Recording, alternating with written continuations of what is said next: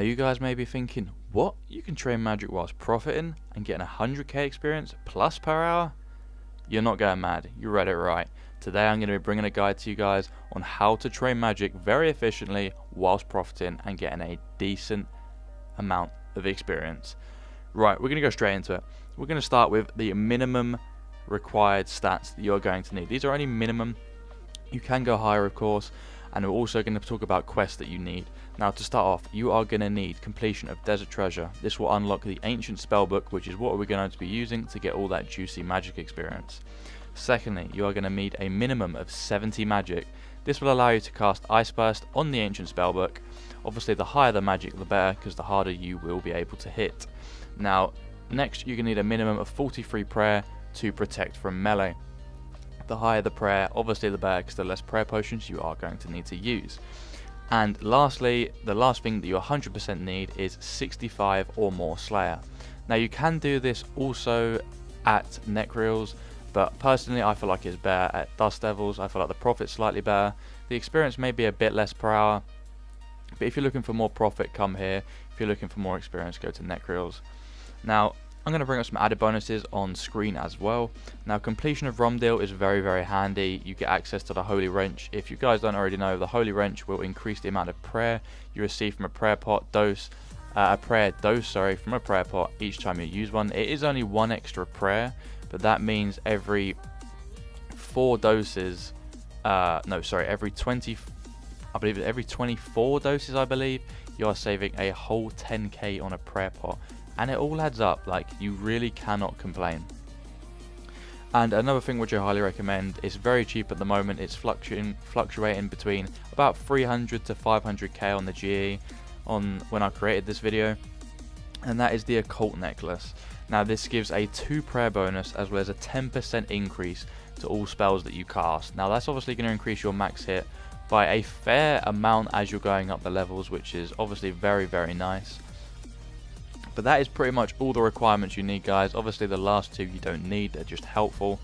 And before I go further in this as well, you can also Ice Barrage these, but you do make a big loss. I've never done it myself, but I do know from a lot of other people that have done it that you do make a big loss doing it, and it's not worth it unless you just don't care about money and you just want the 99 faster. Then go Ice Barrage. But if you really want the 99 faster, you can go Ice Barrage, Maniacal Monkeys, with a huge loss.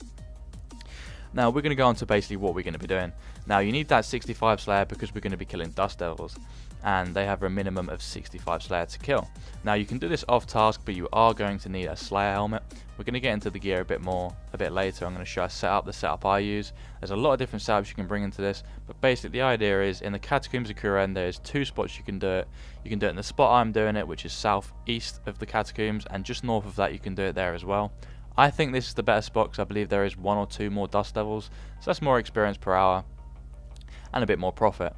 Now, basically what you're going to be doing is you're going to be luring them all using iron darts. Well, they were the cheapest darts for me. Just buy the cheapest darts you can get and just lure them all over. And then what you're going to do is you're going to stand in 2 tiles which are just on the corner, and as you can see what I'm doing in the background, you go between each one and they all stand on top of each other. You then change to your Ancient Staff or whatever staff you're going to be using, and then you will continuously cast Ice Burst or Ice Barrage, however you want to do it, until they're all dead, and you literally rinse and repeat. Now, I do suggest going to the far southeast of the Catacombs, going up the rope to unlock a shortcut to a bank for banking runs. You'll see that at the end of the video. We're going to talk about what you should be wearing when you go to do it now. This is the setup I use. I like to take monk robes. I took infinity boots. Obviously, you can replace those with internal. Obviously, a Seer's ring. Have that imbued if you can. Barrow's gloves if you can. You're going to want a God cape, an ancient staff. If you can afford a Kodai wand, take a Kodai wand. Now you're going to want the Occult Necklace on, obviously the Slayer helm, and if you can get yourself a blessing, get the blessing. Now obviously this isn't max magic damage.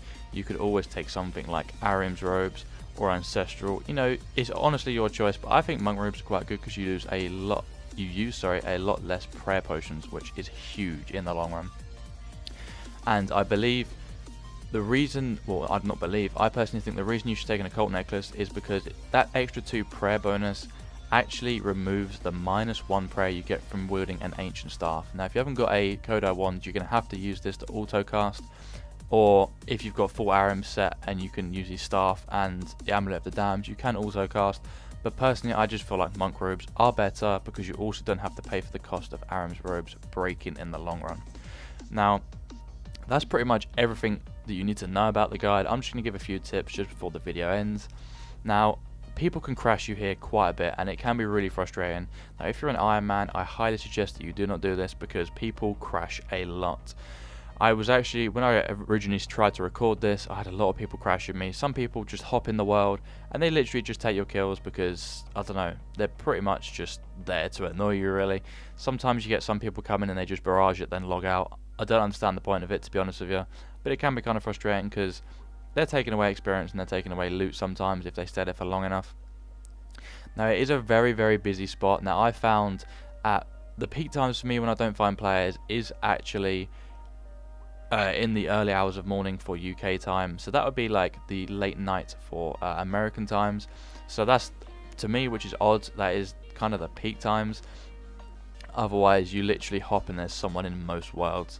But that is pretty much it for the guide, guys. I haven't talked about how much money you can get because it really is just luck, but I will say it does fluctuate between 100k profit to sometimes 300k an hour if you're lucky with drops. Now, I wish you guys luck with Train Your Magic. I hope you get some nice profit and some very, very nice magic experience because I used it a hell of a lot.